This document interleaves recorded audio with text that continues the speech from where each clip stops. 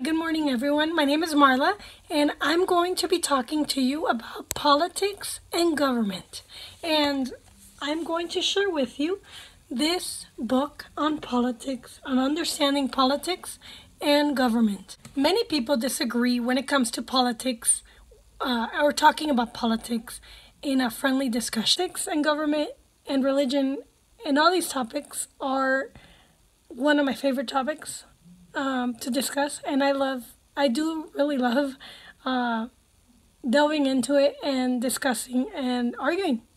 And arguing, let me just tell you, is not about fighting or being right or wrong. Arguing is about discovering truth and learning. It's about learning.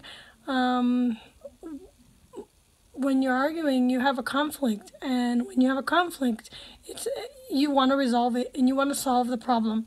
So it's not about whether your opinions are right or mine are wrong, or mine are wrong and yours are right. It's about discovering truth and learning. So let's get this right. Understanding politics is essential. And it's essential if you're going to try to understand the world around you. Politics is very important, and it helps people to decide how to run cities and countries, and how even to decide make the simplest decisions in how society operates. Politics, involvement in politics is part of our daily life. So it's important, and you cannot shy away from it. You cannot just... I believe that if you're going to be friends, if you're going to really make friends and really accept each other for who you are going to delve deep into the person's psyche, and you're going to try to understand who they are from their perspective, and you're going to ask questions that help you understand each other better. And if you get into a conflict with your friend and you say, oh, this is not my friend, I don't want to be her friend anymore, then you're not really a friend. So let's get into it. In this book, it talks about, can you trust the media? It talks about voting. It talks about the different systems of government that there are around the country, in the U.S. It talks about why it's important to ask questions and to delve into those questions and to find answers. It talks about what it means to be a citizen. I'm going to share with you just one part of the book that is very good and very enlightening, and something that has really made me wonder about, and how this one source can affect us in politics, and it's the media. To be sure, the media is important, and we need it. And what the media is a way to share information. So right here, this is media. I'm sharing with you information about this book. And to TV news, it's not just the news per se.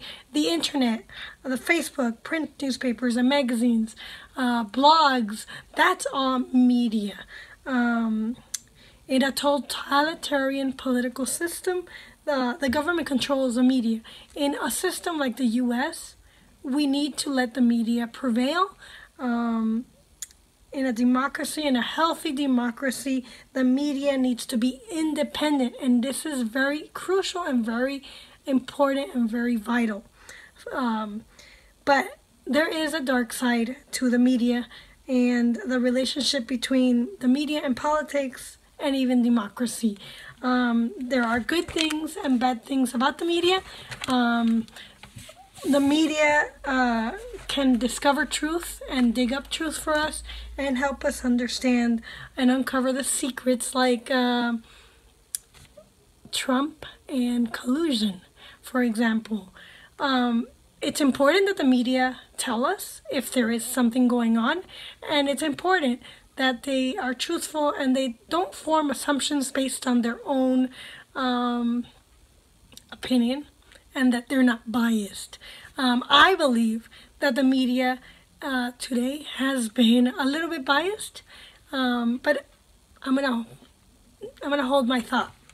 The media helps us as citizens be informed about politics. It helps challenge politicians when they're doing something good, when they're doing something bad. It helps question them and pressure them. It's good for public campaign, to publish campaigns and promises, and it offers a good historical context. But it can be bad as well. The media can be bad when it's sensationalized, too sensationalized. When it posts or puts news stories out there that are more extreme than they actually are.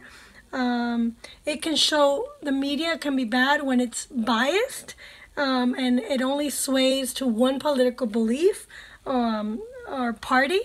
A lot of times the people who bring us the media are, they hold their own political views, and sometimes those strong political views come out into their stories. The media can be corrupt. Journalists, broadcasters, newspapers, they might take bribes in order to report things in a way that is good and favorable for one party and bad for another. For example, when Hillary was running, the media seemed to post lots of good things about Hillary and lots of bad things about Trump. And they still, I think just about everything we see about Trump is bad, and everything we see about the Democrats is good.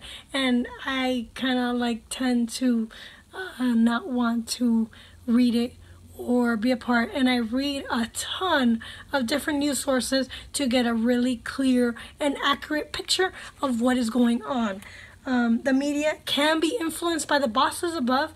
A lot of these news media sources like MSNBC, Fox News, and CNN, they are led by people with money, and so they influence the people who are providing us news. And that could corrupt things and bias things up and muddle things up for us and make us a little bit more distrustful. Allow extreme views to take hold. Prager University is, I believe, people want to say that it's biased and whatever, but you know what? I don't think so. I've read many different sources, and I've come to the conclusion that PragerU is a very good source of education. Maybe they might have a little bit of bias, whatever, because of the person who puts it out, but they don't get any money.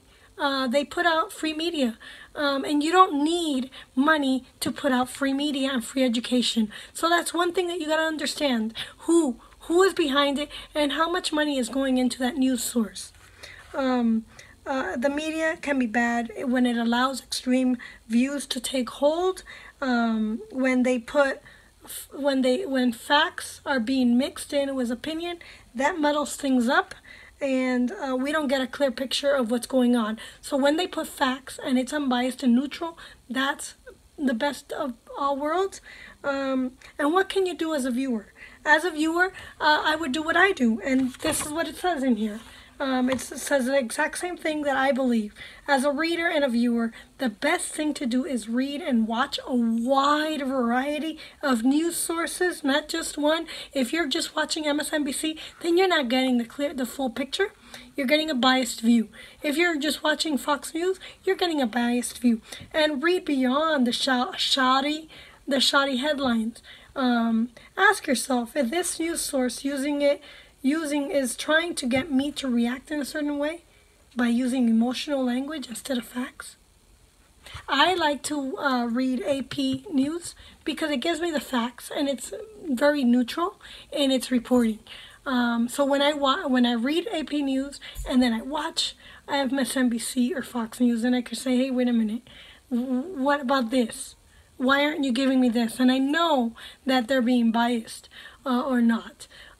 So I believe this is a very, very good book, and it's a very good intro into how government and how politics. So if you're interested in this book, please go visit my website, at k4699.myubam.com and purchase this book today. It's only $12.99. Great book to have and to learn a little bit about democracy in America and around the world.